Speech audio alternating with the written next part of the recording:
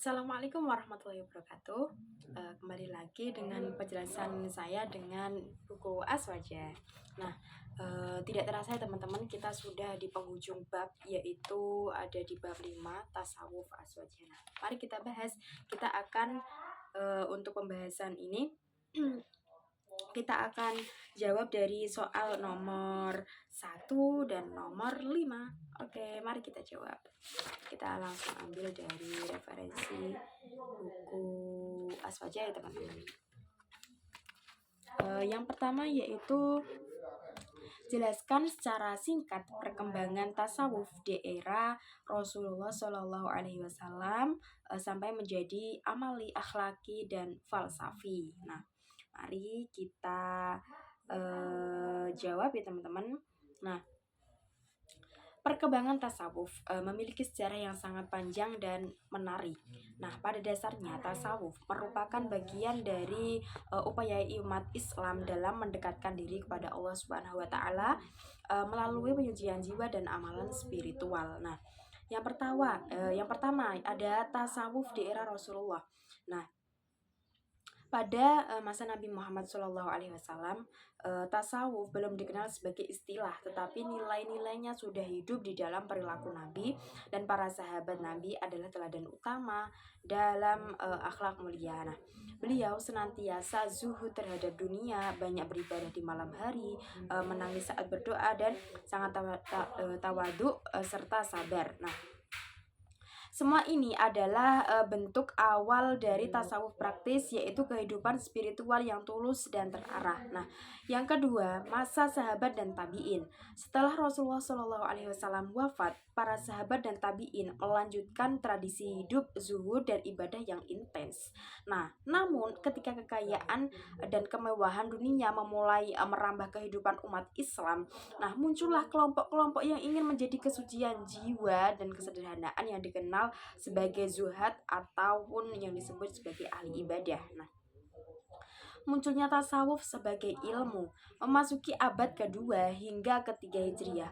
Muncul istilah tasawuf dan tokoh-tokoh sufi awal seperti Hasan al-Basri, Robiah al-Adawiyah, dan Sufyan al-Thawri mulai memperkenalkan ajaran-ajaran cinta kepada Allah, taubat, dan muhasabah diri, seperti itu. Nah, 4. Perkembangan menjadi amal, akhlak, dan falsafah. Tasawuf lalu berkembang menjadi lebih sistematis sebagai amal. Tasawuf menekankan zikir, ibadah malam, dan riyadhah nafs atau latihan jiwa, seperti itu. Sebagai akhlak, tasawuf menjadi sumber pembentukan karakter, sabar, ikhlas, jujur, rendah hati, dan lain sebagainya. Dengan sebagai falsafah, terutama sejak era Ibnu al-Arabi, tasawuf memasuki wilayah metafisika dan filsafat seperti konsep wahdatul wujud atau kesatuan wujud. Di mata Imam Al-Ghazali, tasawuf disatukan kembali dengan syariat. Beliau menekankan bahwa tasawuf yang benar tidak boleh lepas dari Al-Quran dan As-Sunnah ataupun bisa disebut dengan Al-Hadis, seperti itu teman-teman. Jadi, nah, kesimpulannya, tasawuf berkembang dari praktik hidup Rasulullah menjadi gerakan spiritual, lalu menjadi ilmu dan falsafah. Namun ruh utamanya tetap sama, yaitu penyucian jiwa dan mendekatkan diri kepada Allah Subhanahu wa taala dengan akhlak yang luhur dan ibadah yang sangat ikhlas. Nah, kita lanjut soal yang nomor 5. Jadi jelaskan masing-masing istilah jihad, hulul, dan ittihad. Jawabannya, istilah dari ketiganya yaitu ada jihad, hulul, dan ittihad sering muncul dalam diskusi tentang tasawuf dan dalam akidah. Nah, namun ketiganya perlu kita pahami teman-teman dengan benar karena bisa menimbulkan kesalahpahaman dalam bentuk memahami Tuhan dan hubungannya dengan makhluk. Nah, yang pertama itu ada jihad. Nah, jihad berarti arah. Dalam konteks akidah muncul pertanyaan, apakah Allah berada pada arah yang tertentu? Tentu jawabannya adalah tidak, teman-teman. Menurut Ahlus Sunnah wal Jamaah, nah Allah tidak terikat ruang dan waktu. Nah, tidak berada di atas ataupun di bawah, kanan ataupun kiri makhluknya. Mengatakan Allah memiliki arah sama dengan menyerupakannya dengan makhluk dalam istilah teologis disebut tajsim. Nah, tasawuf yang lurus menjauhkan diri dari pemahaman semacam itu. Nah, yang kedua ada hulul, berarti bersemayam atau masuk ke dalam sesuatu dalam konteks teologi yang menyimpang.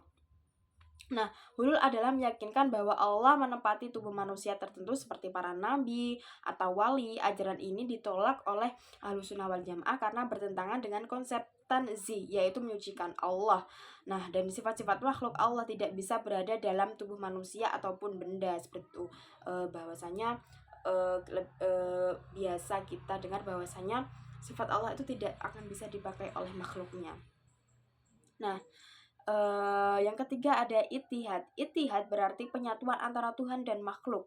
Paham ini menganggap bahwa manusia bisa bersatu dengan Tuhan sehingga menjadi satu wujud. Nah, konsep ini dikenal dari ucapan kontroversial Al-Hallaj anak al-haq. Akulah kebenaran, meski sebagian menganggap itu sebagai luapan spiritual secara teologis. Ini bertentangan dengan tauhid karena menghapus perbedaan antara pencipta dan ciptaan. Nah, kesimpulan soal nomor 5 ya teman-teman, bahwasanya ketiga istilah ini, jihad, hulul, dan itihad, adalah pemikiran yang bisa menyesatkan jika tidak dipahami dengan benar. Nah, tasawuf yang sesuai dengan syariat menolak semua konsep yang menyerupakan Allah dengan makhluk, yang tetap memelihara pemahaman bahwa Allah Maha Suci, tidak terikat ruang, dan tidak bersatu dengan makhluknya. Nah, terima kasih sudah banyak menyimak dari sekian video saya teman-teman. Kalau tasawuf dan istilah teologis tasawuf ini bermanfaat dan menambah wawasan kita. Oke. Terima kasih dan see you. Wassalamualaikum warahmatullahi wabarakatuh.